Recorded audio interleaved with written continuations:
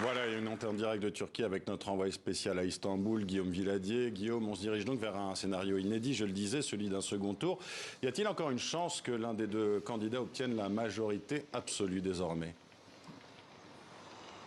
Désormais, les jeux sont quasiment faits. Vous savez, la plupart, 99,60,70, je ne sais plus, des voix ont été dépouillées. Alors, les résultats n'ont pas été proclamés officiellement, mais là, ça commence à être vraiment figé. Avec, vous le disiez, pour la première fois depuis que les Turcs votent pour leur président au suffrage universel, eh bien, il va y avoir donc un second tour. Et pour la première fois, Recep Tayyip Erdogan, qui avait remporté les deux précédentes élections dès le premier tour, se retrouve en dessous de la barre des 50%, alors juste en dessous de la barre des 40%, avec 49,4% des voix contre un peu moins de 45% contre son rival, son principal rival, Kemal Kılıçdaroğlu, avec qui donc il va se retrouver au second tour.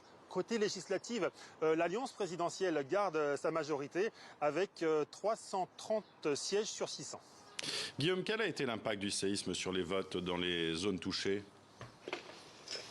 Alors justement, ce qu'on voit, c'est que finalement, les conséquences de ces séismes de février ont sans doute eu peu d'impact sur le vote des Turcs.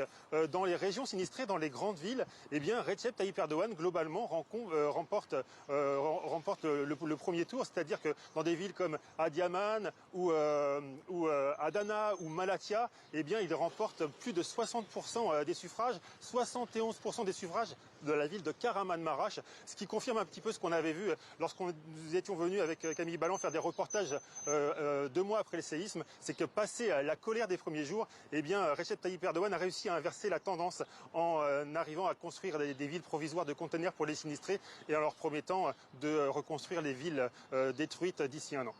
Guillaume, si un second tour est avéré, ça semble en prendre le chemin, celui qui est arrivé troisième à la présidentielle, Sinan Oğan, sera-t-il faiseur de roi, faiseur de président ? Ah bah oui, il se retrouve vraiment dans cette position. Sinan Oğan, c'est le chef d'un parti ultranationaliste et xénophobe. C'est le transfuge du grand parti nationaliste MHP qui est allié avec le président Erdogan. Donc Sinan Oğan remporte un peu plus de 5% des voix. Il n'a pas encore donné de consigne de vote. Il va sans doute faire durer un petit peu le suspense. Il va y avoir beaucoup de négociations en coulisses. On essaiera de savoir s'il rejoint le giron du camp présidentiel ou s'il donne sa voix à Kemal Kılıçdaroğlu, mais cette deuxième option reste très peu probable.